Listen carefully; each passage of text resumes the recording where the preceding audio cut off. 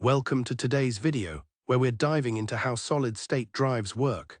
If you've ever wondered why modern computers are so much faster than they used to be, solid-state drives, or SSDs, are a huge part of the answer. Unlike traditional hard disk drives, which use spinning magnetic platters to store data, SSDs have no moving parts at all. Instead, they store data using NAND flash memory, which is made up of billions of tiny transistors that trap electrical charges to represent ones and zeros. These transistors are organized into cells. A single-level cell, or SLC, stores 1 bit per cell and is the fastest and most durable. Multi-level cells, or MLC, store 2 bits, and triple-level cells, or TLC, store 3 bits.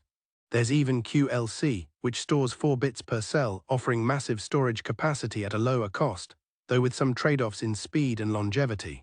Data is organized into pages which group into blocks. When you write data, it fills empty pages.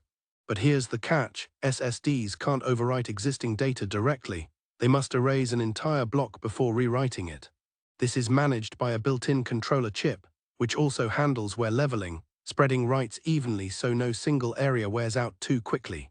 SSDs connect to your computer through interfaces like SATA or the much faster NVMe protocol, which uses the PCIe lane to deliver read speeds exceeding 7,000 megabytes per second on modern drives.